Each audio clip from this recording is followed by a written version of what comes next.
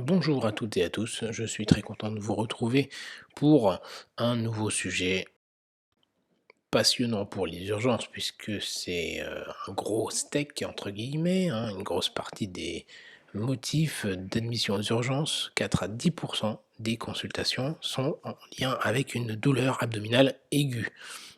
Alors aiguë, oui, hein, certains décrivent, surtout en France, hein, une douleur, de moins de 7 jours, alors que dans la littérature, c'est plutôt moins de 5 jours, donc bref, le caractère aigu est, discutable, on va dire, hein. Pour la présentation, on va suivre donc le plan suivant. On va éliminer la détresse vitale immédiate. Il va falloir caractériser la douleur, ensuite s'orienter suivant des cadrans, des signes cliniques que l'on va voir, évoquer légèrement, hein, sans rentrer vraiment dans les détails, quelques causes.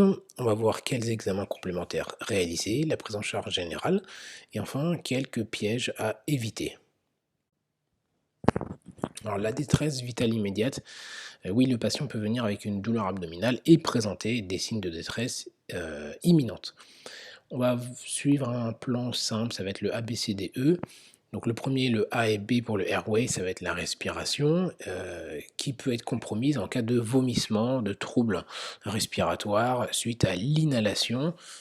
Donc il va falloir mettre de l'oxygène et une sonde nasogastrique. Le C pour circulation, il y a plusieurs choses à rechercher, à savoir d'abord des facteurs d'anémie, des signes cliniques en faveur d'une anémie qui peut être sévère et qui peut donc compromettre la vascularisation et donc l'oxygénation tissulaire. Pour cela, on va regarder sur le plan clinique une pâleur, une hémorragie qui est extériorisée avec hum, dans le plan de la douleur abdominale, donc des vomissements de sang, hématémèse ou des saignements par l'anus, donc rectorragie. On peut s'aider aussi de l'hémoQ. En général, dans la littérature, on retient le seuil à 8, bien que pour les traumatismes, pour les polytraumatisés, en tout cas, le seuil est à 13. Ah oui, 13, j'ai bien dit 13, hein. Et la défaillance hémodynamique, donc avec une hypotension, une pression artérielle moyenne inférieure à 65, des marbrures éventuellement, une tachycardie à plus de 120, voire dans le cas extrême une bradycardie. Donc l'anémie et pâleur, je l'ai déjà dit, mais c'est pas la pâleur n'est pas forcément le reflet d'une hémoglobine qui est basse et des sueurs, qui sont impératifs à rechercher par ailleurs. Donc pour ça, on peut rapidement mettre en place des thérapeutiques, à savoir un remplissage et puis scoper rapidement le patient. Par la suite, donc le D, pour la disability, on cherche une défaillance neurologique qui va orienter vers une dissection aortique, une dissection qui va entraîner donc une ischémie en aval et entraîner donc un déficit neurologique. Il peut y avoir des atteintes médulaires, bon, c'est quand même anecdotique, ou en tout cas très rare, et on va pas s'étaler là-dessus sur ce diagnostic. Et les troubles de la conscience, par contre, sur le plan neurologique, peuvent être dus à un bas débit de cause abdominale. Et enfin le E, qui va concerner donc l'environnement, l'exposure.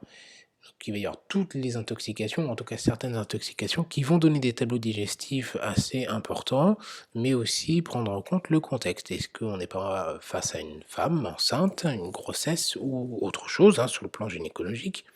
Est-ce qu'il n'y a pas une opération récente, abdominale, un traumatisme? Voilà, plein de choses à évoquer. Et l'âge, par exemple, est aussi un facteur de risque, hein, de complications puisque, les patients âgés sont dans 2 tiers des cas hospitalisés, 40 d'entre eux opérés.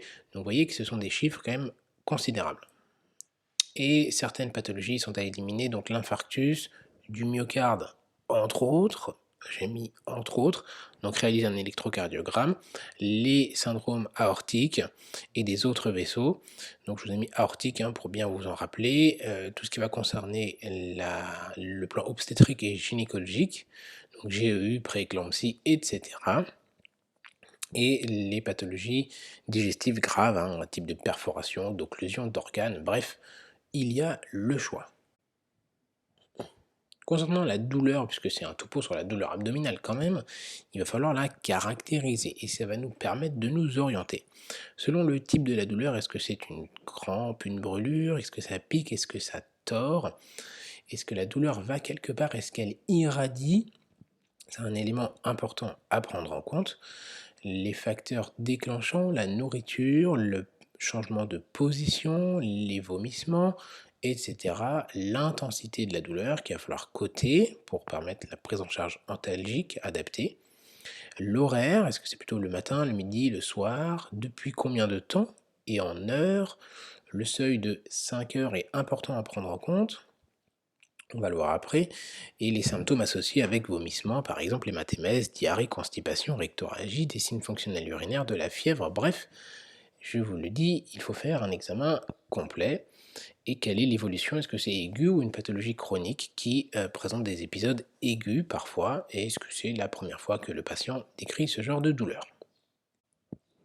Au niveau des étiologies, un point rapide sur les statistiques, puisque évidemment on va entre guillemets tous penser à la dissection aortique, mais heureusement c'est très rare, et le tableau, je veux dire, est tellement parlant que l'on passe rarement à côté. Donc on l'évoque, oui, mais pas toujours, bien sûr. Donc les statistiques nous aident à évoquer les bons diagnostics en termes de fréquence. Eh bien, dans la majorité des cas, on retrouve rien de spécifique. Il faut bien garder ça en tête. C'est-à-dire que les patients sortent souvent des urgences, on n'a pas de diagnostic, mais c'est pas grave en général, hein, bien sûr. Il peut y avoir des pathologies chroniques qui sont diagnostiquées plus tardivement avec plusieurs passages aux urgences.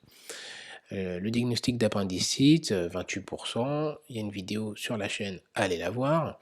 La cholécystite, après viennent les occlusions du grêle, les urgences gynécologiques, puis les pancréatites.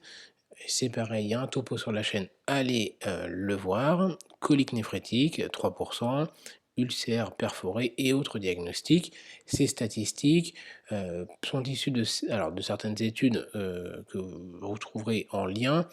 Maintenant, c'est pas les statistiques officielles, suivant le centre dans lequel vous êtes, on peut trouver des statistiques totalement différentes. Et bien sûr, gardez en tête les urgences vasculaires.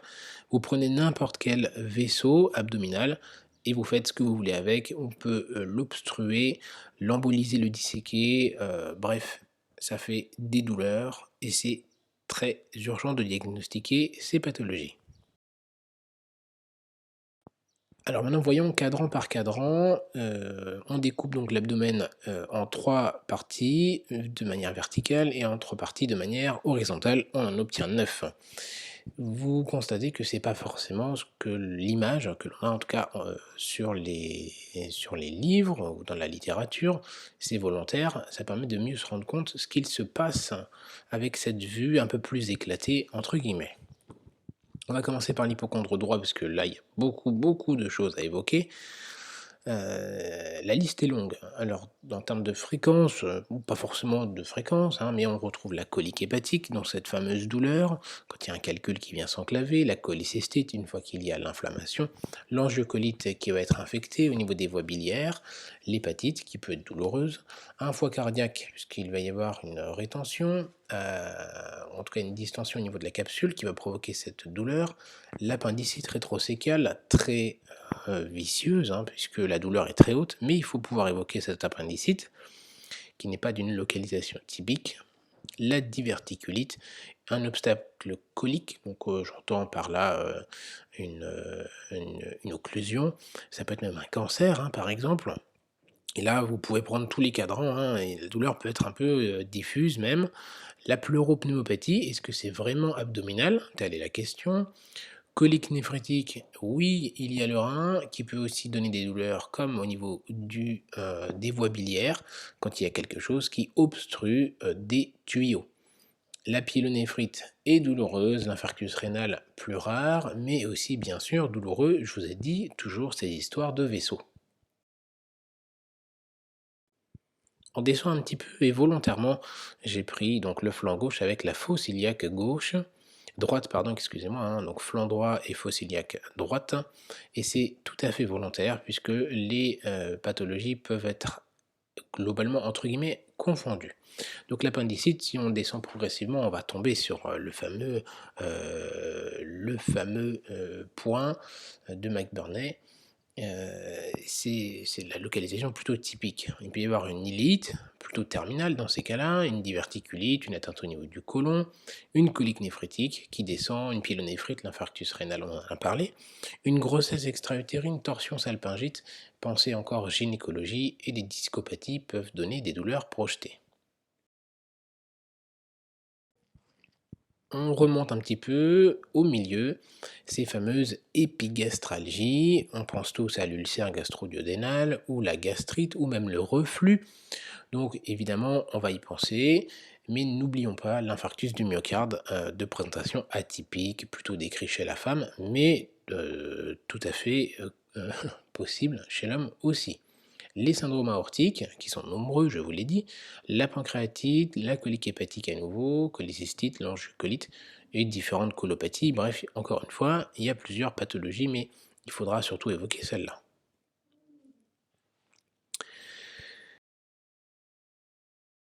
Si l'on descend un peu plus bas, donc au niveau ombilical, il y aura des pathologies qu'on a déjà rencontrées, pancréatite, colique hépatique, l'appendicite aussi, hein, les syndromes aortiques, l'infarctus mésentérique. Bien sûr, on peut conclure à une gastroentérite, mais après avoir éliminé ce genre de choses. Et en diminuant encore un petit peu, en descendant un petit peu, pardon, il faudra bien sûr évoquer le globe urinaire tout simplement, hein, qui fait très mal chez le patient âgé, avec ce bombement et cette matité. Donc un simple sondage urinaire permet de régler le problème. Et bien sûr une bandelette urinaire, puisque c'est peut-être sur une infection urinaire. Les pathologies gynéco-obstétriques, les cystites toutes simples, hein, entre guillemets, et les sigmoïdites peuvent tout à fait donner ce genre de douleur. On remonte pour aller du côté gauche, et je ne me suis pas trompé de côté cette fois-ci. Au niveau de l'hypocondre gauche, il y a les pancréatites qui touchent donc, qui sont plus caudales, hein, qui touchent moins la tête, mais qui peuvent donner ce genre de douleur. Les diverticulites, le côlon avec tous les obstacles qu'il peut y avoir. Une rupture de rate en 2 temps, décrite aussi. L'infarctus de la rate, alors c'est plus rare bien sûr, mais il faut pouvoir l'évoquer. Les pleuropneumopathies, un peu plus fréquentes tout de même. J'aurais dû le marquer au-dessus de la rupture et de l'infarctus de rate. Mais bon, on y pensera à ausculter les poumons et l'infarctus du myocarde aussi, hein, qui peut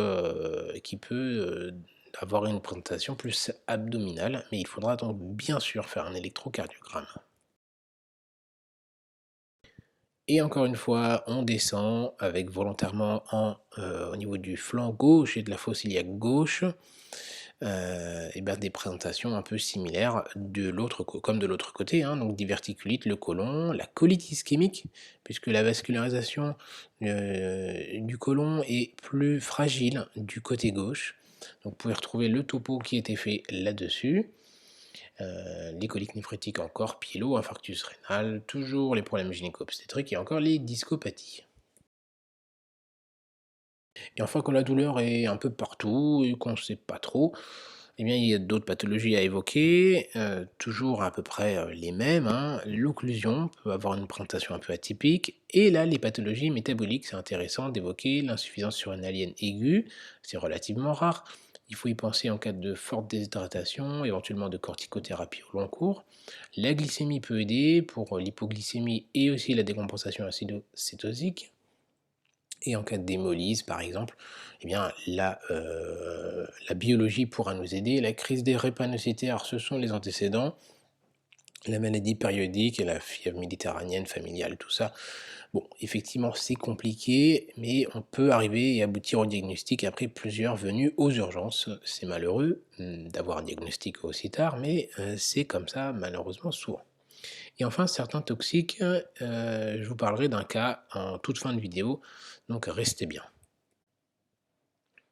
Et enfin, toujours dans la partie des étiologies, quelques indices pour avancer en cas de facteur de risque cardiovasculaire. L'anévrisme de l'aorte abdo, l'ischémie mésentérique et l'infarctus du myocarde sont impérativement à évoquer. Quand c'est aggravé par la marche, il faut évoquer une appendicite ou une péritonite. La prise d'anticoagulants peut donner des hématomes au niveau du psoas, rétropé, ou d'autres choses. Donc oui, évoquer, en cas d'anticoagulant, la réalisation d'un scanner, idéalement injecté, pour voir s'il n'y a pas de saignement actif. Mais l'hématome du psoas est relativement vicieux et entraîne, plutôt des troubles de la marche, des douleurs à la marche et à la levée du genou. La migration de la douleur est importante à rechercher, qui nous oriente plutôt vers une dissection, donc aortique dans le sens du flux, donc de haut en bas. L'appendicite, plutôt épigastrique qui descend en fosse iliaque gauche et la colique néphrétique parfois aussi. Des présentations atypiques, hein, sont vues aux urgences fréquemment. En cas de lombalgie, heu, pensez à plein de diagnostics, mais n'oubliez pas, les torsions, de gonades. L'appendicite peut aussi avoir des présentations très atypiques. Donc bien sûr, on pensera à la colique néphrétique, mais d'autres diagnostics, hein, à évoquer. Quand ça irradie au niveau des cuisses, toujours les gonades encore, le psoas et les hernies. Alors pas la hernie discale cervicale, bien sûr, hein, je parlais de la hernie inguinale ou inguinoscrotale, ou fémorale d'ailleurs. Bref, la lipothymie au lever, il faut penser à une hypovolémie qui peut être liée à une hémorragie, un troisième secteur, une déshydratation importante.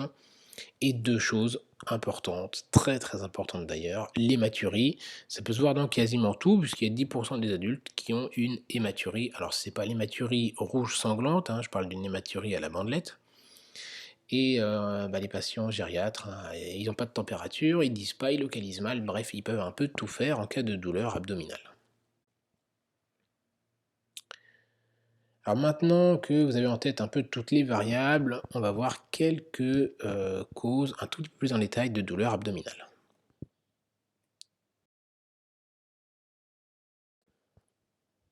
Pour la colique hépatique et la cholécystite, bien sûr sans rentrer dans le détail, hein, mais la douleur est plutôt épigastrique qu'au niveau de l'hypocondre droit. En cas de fièvre ou de douleur de plus de 5 heures, il faut évoquer une complication.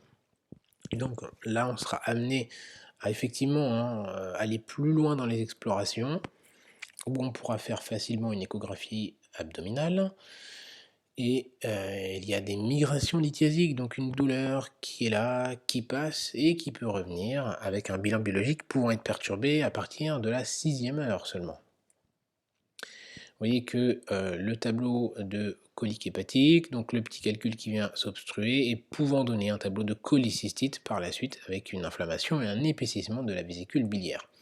N'oublie pas, INS OK, mais pas en cas de cholécystite.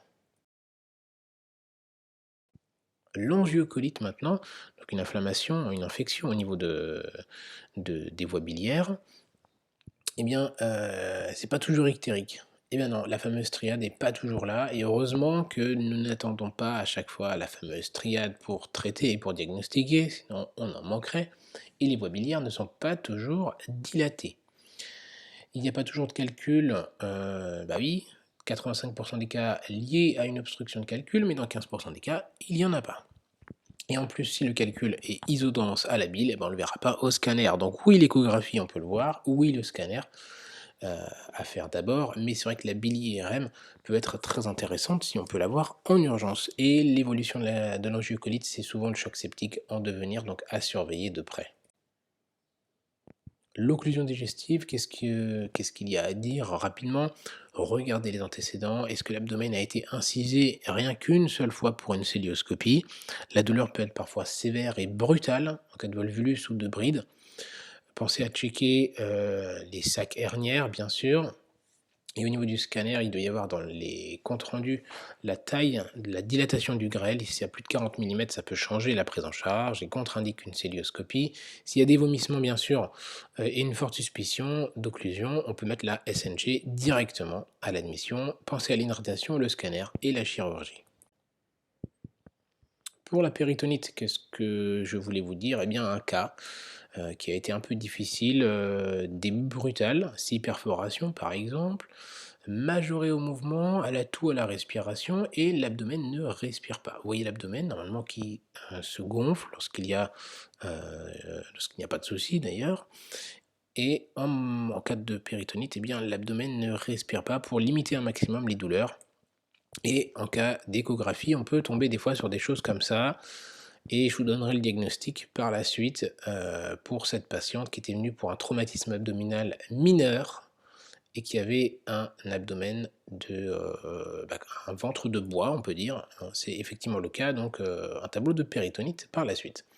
L'antibiothérapie doit être précoce aussi, hein, donc C3G flagyl, Roséfine par exemple, flagyl, métronidazole, avec si nécessité gentamicine par exemple. En cas de hernie étranglée ou engouée, on va voir la différence. Donc l'engouement, c'est quand c'est difficile à réduire, c'est pas rouge, c'est pas tendu, c'est pas infiltré et c'est impulsif à la toux, parce que ça peut encore bouger. La chirurgie peut être différée, on peut tenter une réduction. Et cependant, il faut garder en tête qu'il risque d'y avoir une pseudo-réduction et qui peut se compliquer par la suite d'une occlusion parce qu'on ne sait pas ce qu'on remet dans l'abdomen. Et l'étranglement, enfin, la vraie, entre guillemets, complication. Là, la douleur est extrêmement intense, c'est rouge, c'est pas impulsif à la toux puisque c'est complètement étranglé. La chirurgie doit être faite en urgence et on ne réduit pas, bien sûr. Et vous voyez que le scanner montre effectivement une collection qui n'a rien à faire ici au niveau du scarpa, et c'est effectivement une hernie. L'occlusion n'est pas systématique, imaginons simplement qu'il n'y ait que l'épiplomb à l'intérieur de cette hernie, et donc il n'y a pas de tube digestif, donc pas d'occlusion. Donc retenez, pas d'occlusion systématique en cas de hernie étranglée. Un tout petit mot sur le syndrome aortique, rupture, etc. Parce qu'à chaque fois on y pense, mais qu'est-ce qu'il faut quand même avoir en tête? Eh bien, c'est rare, à suspecter s'il y a des facteurs de risque cardiovasculaire ou plus de 50 ans. La triade, choc, douleur abdo, masse battante, c'est que dans 30% des cas. L'hypotension, un tiers des cas. La syncope, pareil, un tiers des cas. L'absence de tachycardie, un tiers des cas. Bref, vous voyez que la symptomatologie peut être un petit peu abattardie dans la littérature et même en vrai. L'évolution est décrite comme biphasique. Ça va mieux avant le cataclysme. On peut voir rapidement à l'échographie s'il n'y a pas une aorte qui est très grosse, très grosse, avec du liquide dans le ventre, dans un contexte de choc hémorragique. La pression artérielle moyenne, objectif 65 et bloc opératoire rapide avant que ça ne dégénère très vite. L'ischémie mésentérique, pareil, j'en parle dans la colite ischémique, hein. Allez voir le topo, c'est rare encore, heureusement. À suspecter toujours ces facteurs de risque cardiovasculaire et ou plus de 50 ans, mais aussi chez la femme jeune sous pilule. C'est très rare tout de même, mais à suspecter, c'est possible. Et en cas d'ACFA, et ça peut être emboligène, et provoquer des douleurs brutales, ou en cas de prise de cocaïne aussi. Donc allez voir le topo sur la cocaïne, vous trouverez les explications sur la douleur abdominale. Sa présentation typique, entre guillemets, c'est une gastroentérite plus ou moins sanglante, hein, 15% de rectorragie seulement, hyperalgique, vraiment très douloureuse, avec cette notion aussi de lactate dédimère à faire. Non, ça ne fonctionne pas, le lactate peut tout à fait être normal, et le dédimère séparé, comme dans la dissection, ça peut être normal. Et pour la prise en charge, voie veineuse, remplissage, antibiothérapie parfois, chirurgie discutée, anticoagulation selon l'étiologie. Les urgences gynécologiques, un petit mot, pareil, toujours demander la parité, la méthode de contraception s'il y en a une, le moment du cycle, les antécédents, les facteurs de risque cardiovasculaire et de coagulation. En cas d'ovulation douloureuse, eh bien oui, ça peut arriver. Milieu de cycle, une douleur qui est quand même très intense, qui est calmée en général en 24-48 heures. Et on peut avoir un minime épanchement, hein, c'est pas le gros épanchement, sinon c'est autre chose, mais un minime épanchement péritonéal. Et en cas de salpingite, endométrite, sur un stérilet par exemple, la patiente peut décrire des dyspareunies, des pertes sales plus ou moins sanglantes, et gardez en tête que le scanner et l'échographie n'éliminent rien, le diagnostic plutôt sur les prélèvements, hein, donc premier jet urinaire ou vaginal, et le traitement, le fameux MDR, métronidazole, doxycycline, roséfine, avec un retrait du DIU qui est discuté. Les Américains le laissent. Bon, c'est pas le problème de l'urgentiste en lui-même, mais voilà, il faut quand même faire quelque chose avec ce DIU que le gynéco pourra statuer. Et bien sûr, la fameuse torsion des ovaires, la fameuse, qu'il faut toujours avoir en tête, qui est très redoutée. Au niveau maintenant, eh bien des examens à réaliser, comment réfléchir? On va voir. Pour information, la clinique, donne le bon diagnostic dans 48 des cas. Dans les examens complémentaires, si c'est une douleur qui est relativement haute, pas en cas de douleur hypogastrique, mais si c'est épigastrique par exemple ou à l'hypocondre gauche, éliminer l'infarctus si nécessaire. Alors pas de 12 dérivations, ceux qui disent 12 dérivations ça suffit, c'est normal, c'est non. C'est un 18. Je vous en donne la preuve en images et il y a des études qui prouvent que, par exemple, l'occlusion de la circonflexe, ça donne des signes ECG sur le 12 dérivation que dans 50 des cas, donc non, quand on dit un 18, c'est pas pour rien. Ici, le patient présentait des douleurs abdominales qui remontaient type RGO, il a fini avec un stent sur la circonflexe. Ensuite, on continue avec le bilan biologique. Alors, je n'ai pas écrit la gazométrie, mais ça peut être super utile si on voit une grosse catastrophe clinique, par exemple. On peut avoir aussi le potassium, etc. On peut avoir l'hémoglobine rapidement. Bref, c'est intéressant de faire une gazométrie, mais je ne m'y attarde pas. Pour la NFS, on peut voir l'hémoglobine, qui est éventuellement normale, mais si c'est normal, ça n'élimine pas un saignement majeur. Et comparons aux valeurs antérieures, puisqu'un 12 peut être normal, sauf s'il y avait 17 d'hémoglobine auparavant. Le ionogramme urinaire, la créate, oui, s'il y a besoin d'injecter, surtout. L'urée, je l'ai mis en gras, puisque parfois on oublie de le demander, mais c'est important. Si on commence à faire du boudin, entre guillemets, après un saignement d'un ulcère digestif, un gastro-duodénal par exemple, l'urée peut être augmentée, donc ça nous oriente et c'est important. La CRP, pareil, gardez en tête que la CRP et les leucocytes ne sont pas suffisants pour éliminer les urgences, sauf si vraiment il y a une CRP à plus de 100 ou plus de 15 000 leucocytes. Voilà, il faut garder en tête, mais c'est pas parce que c'est augmenté qu'il y a forcément une urgence, ou c'est pas parce que c'est abaissé qu'on peut tout éliminer. Donc le seuil, 100 pour la CRP et 15 pour les globules blancs. La troponine, vous l'aurez compris. Bilan hépatique complet, lipase, bon, ça paraît un peu évident. Mais il peut y avoir une petite cytolyse chez un patient un peu dodu sur une stéatose. 5 fois la normale, pas plus.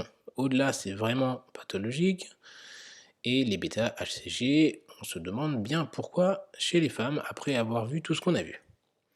L'échographie abdominale, oui, si c'est un sujet jeune, maigre, avec une douleur plutôt hypocondre, épigastre, et pour éliminer les coliques néphrétiques, mais après le reste, ça va être compliqué.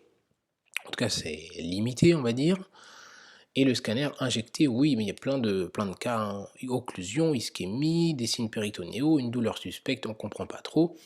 Donc l'indication est relativement large. On va voir un petit peu de scanner. Alors, les images. Pour le 1, eh bien, c'était un ventre de bois avec un tableau de vomissement.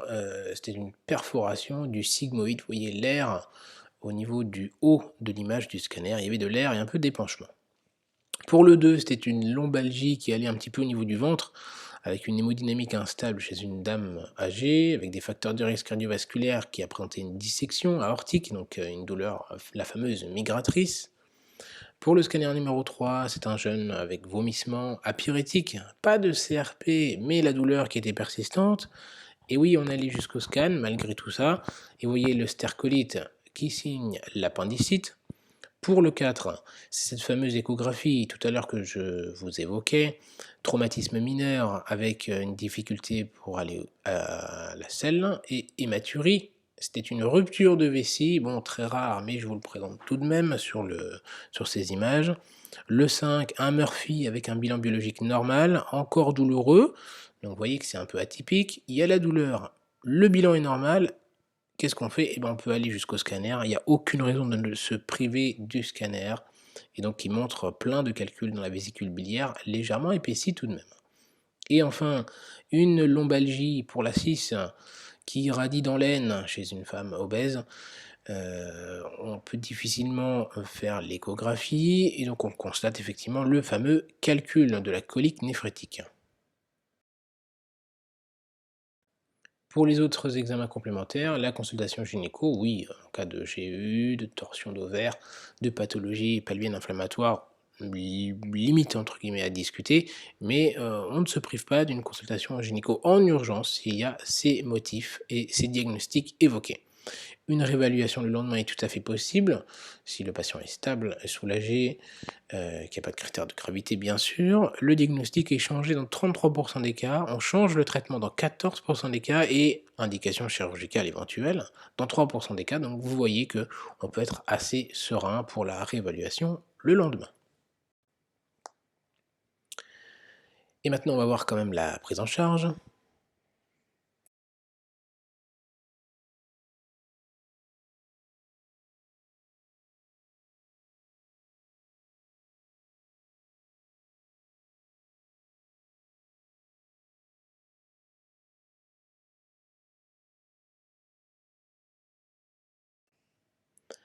L'antalgie tout d'abord, eh bien, on peut utiliser le paracétamol. Attention au foie, c'est bien, très bien toléré et ça ne veut pas de bon ménage.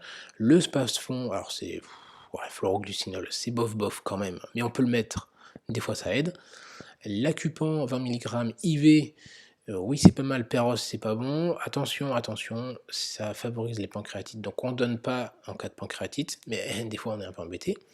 Et c'est anticholinergique. Des fois, c'est mal toléré, ça peut donner des nausées. Le kétoprophène, oui, donc autre anti-inflammatoire, hein, je donne des DCI comme ça. Attention au rein, attention en cas de sepsis et d'ulcère. Le tramadol anticholinergique, des fois mal toléré tout de même, ça peut donner des nausées, comme la morphine titrée de 3 mg, peut-être moins s'il y a un petit poids.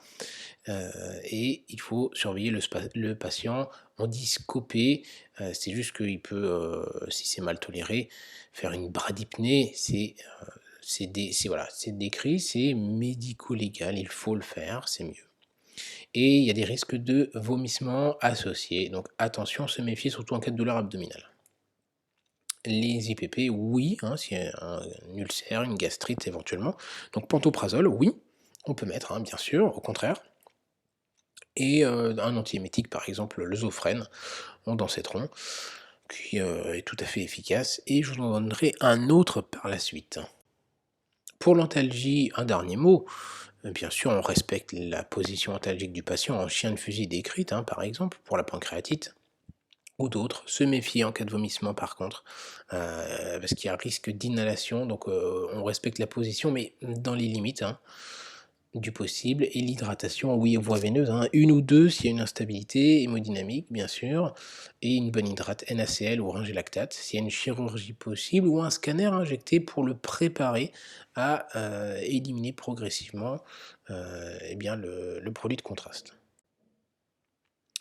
Quelques pièges, on arrive bientôt à la fin. Est-ce que c'est vraiment abdominal? Est-ce que ce serait pas thoracique, métabolique avec une acidocétose diabétique, une insuffisance surrénalienne? Est-ce que c'est pas vasculaire ou testiculaire? Je vous l'ai dit plusieurs fois, mais bon, les hommes sont comme ça, ils le disent pas, que c'est en dessous, de la ceinture. 40 des douleurs abdominales sont sans diagnostic et c'est pas grave de pas avoir de diagnostic. Le fait d'être soulagé par le paracétamol ne veut pas dire que c'est une pathologie bénigne, attention. La bandelette urinaire et ses pièges, la leucocyturie de contact, la leucocyturie aseptique, il y a plein d'étiologies. Et l'hématurie qui est piégeante tout de même, voilà, 10% de la population, donc c'est bien de s'en aider, mais pas que ça, et on n'explique pas tout par une hématurie. Le patient âgé immunodéprimé présente des formes atypiques de toutes les pathologies. Et donc le petit cas en plus, puisque c'est assez fréquent aux urgences, et il faut savoir quoi en faire. Une douleur abdominale d'un sujet jeune qui n'a pas d'antécédent, une douleur très intense, hein, pliée en deux avec vomissement, intense, récurrent, c'est pas la première fois, hein. Une titration de morphine qui peut être faite, pas spécialement efficace, et une biologie qui est normale, tout est normal. Qu'est-ce que vous devez évoquer? Quelles questions n'avez-vous pas posées? Si vous voulez, vous pouvez faire pause pour réfléchir et puis moi je vais vous dire ce qu'il avait, et bien en fait, c'est une prise de cannabis chronique, c'est un syndrome cannabinoïde ou l'hyperémesis syndrome. qui est très bien décrit. La douche chaude peut aider et aide. Le mécanisme, on ne sait pas pourquoi, mais il y a des recommandations, enfin des études récentes en 2021 qui ont montré que l'halopéridol pouvait être très très très utile et plus efficace que d'autres antiémétiques. Les points clés rapidement, parce qu'on arrive bientôt à 35 minutes. Est-ce que c'est vraiment une douleur abdominale? Éliminer les catastrophes, soulager toujours le patient. La morphine, c'est pas grave, on peut en donner. Au contraire, s'il a mal, c'est comme ça qu'on va pouvoir l'aider et avancer dans le diagnostic. La biologie, oui, on l'en fait très souvent. Une bonne hydratation, l'imagerie, c'est pareil, c'est souvent. Et la chirurgie, bah, pas toujours, selon les diagnostics, mais avoir le chirurgien rapidement à portée de main s'il y a des catastrophes. Et voilà, on arrive à la fin de la vidéo sur les douleurs abdominales aiguës. J'espère que ça vous a plu. Si c'est le cas, ne manquez pas de vous abonner, de cliquer sur la cloche des notifications, de lâcher un pouce bleu. Quant à moi, il ne me reste plus qu'à vous dire de prendre soin de vous et de vos patients, bien sûr.